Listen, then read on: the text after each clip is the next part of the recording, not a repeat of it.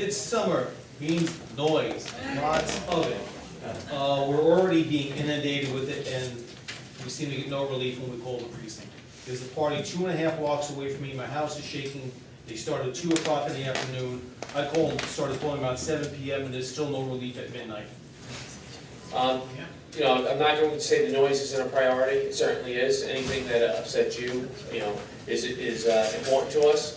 And we have the units, patrol units itself, handle it as best as they can as they come in priority.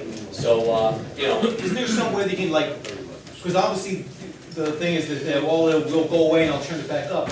How about going to the next call, since there seems to be so many, and then double back and say, okay, listen, we told you before, get out again, stupid.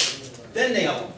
Instead of just, giving excuses for bad behavior, it's a wedding or whatever it may be. There's got to be some real enforcement. Oh, there is enforcement that we can take, especially if we have to respond back to the same location, and which we do, whether it be confiscation of the equipment, issuing a criminal court summons.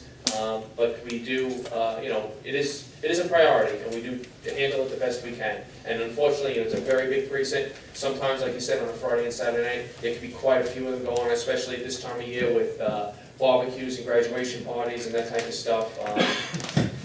We'll address it as best as we can. If you have any further problems, just see a police officer in court right afterwards. If there's a particular spot that it goes on every weekend, Friday and Saturday, we'll handle it. Thank you. Yes.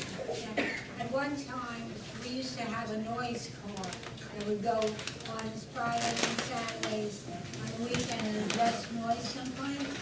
And then in addition to that, I had suggested that if they had noise complaints they couldn't get to, that they'd go to these houses on the Monday and knock on the door and tell them we had noise complaints from your location, and we would appreciate if you not have a noisy party next weekend or whatever, because we will have to return and give you a violation.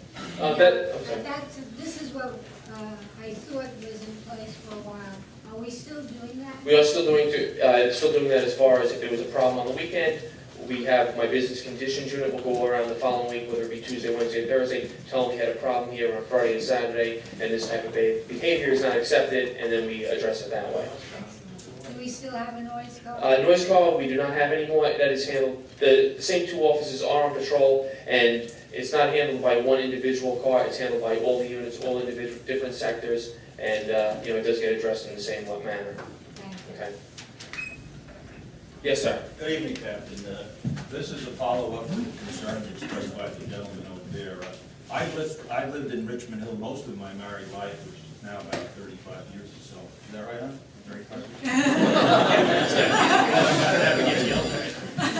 She has lived in Richmond Hill approximately 60 years. And we have seen over the course of the last 4 years a significant increase in noise. One of the concerns is these loud parties. They stop at 1 o'clock in the morning, they stop at 2 o'clock in the morning. There was a party 2 weeks ago that ended at 4 a.m. in the morning. And this is not an isolated party that you can hear the music perhaps 50 feet away. You can literally hear the noise from these parties 5, 6 blocks away. And I know it's not a satisfactory response to tell us that 311 will address it. We call 311 and we recognize there's a prioritization of your concerns. But sometimes there's a response 5 hours later. There may be a response 2.5 hours later. And this is a situation I cannot overemphasize is becoming significantly worse, to the extent that some of us actually leave the community on weekends. And I urge you and your officers to start addressing this issue, because the best way, there's a very fast solution to address this issue. Summons, give them summons, because once something comes out of these people's pockets, they're going to know that you know business.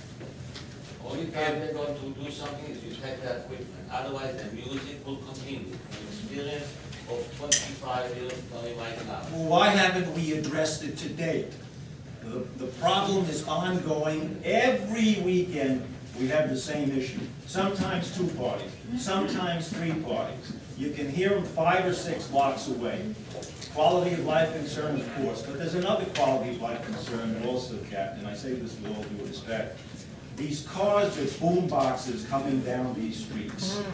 I mean, they activate the alarms, the windows shutter, seemingly without enforcement. If you position an RMP at the intersection of 121st Street and 97th Avenue, because we live on 121st Street between 95th and 97th Avenue, I can assure you, over the course of an 8-hour tour, you could probably write anywhere between 30 and 50 summonses for noise complaints.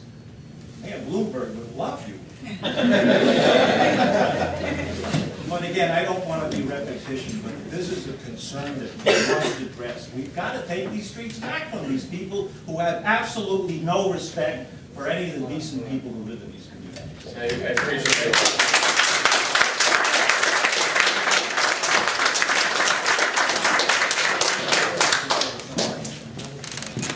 Yes. The biggest problem with the noise complaint is that most of the people that do this don't work for a living. So, you know, I don't sell drugs for a living. I can't sleep till 1 o'clock in the afternoon because I've been working selling drugs all night. You know, and the problem here is the longer they get away with it, the more it's gonna escalate. It started as a one-day thing, now it's every Friday and Saturday, and it goes on till 3 and 5 in the morning. If you call 311 right now, it will give you a recording saying, if this is a noise complaint, and you haven't, and you called within the last 8 hours, then they're not gonna do anything. And then it'll tell you if it's a new complaint. So in other words, you're just gonna give me a number, and you're gonna tell me we'll get there within 8 hours. If I'm calling you at 11 o'clock, I can guarantee you by 7 o'clock, everything's over. You know, it's a serious problem. And the longer they get away with it, I don't mean to, you know, you give someone a rope, they're gonna call themselves cowboys. The longer they get away with it, the more they're going to push the bar the next time. That's why it's gotten to the way it is. And not only that, because they're doing it, now another group that wasn't doing it before figures if they can do it and get away with it, they're gonna do it. You know, and meanwhile, everyone else who has to get up at 7 in the morning or 6 in the morning to go to work are the ones that are suffering from it. And we're stuck in our homes because they're smoking. You know, and I don't wanna get high. I get tested. Okay, I'm taking the microphone because the captain can't say this, but I can say this. Call the precinct. Don't call 311. All right? Call the precinct. Because then you will get a response. And that is the difference. The other problem with noise complaints is that if you have a noise complaint in one house, and the person next door gets fed up and walks over there, and then there's an altercation, and then it escalates. And that's another situation. So, that's right. So therefore, now I'll pass the microphone back to the captain, but remember what I said. Thank you. Right, thank you. We will address it, but before you leave, make sure you speak to Sergeant and the detective from narcotics. They're going to address the initial problem that you had.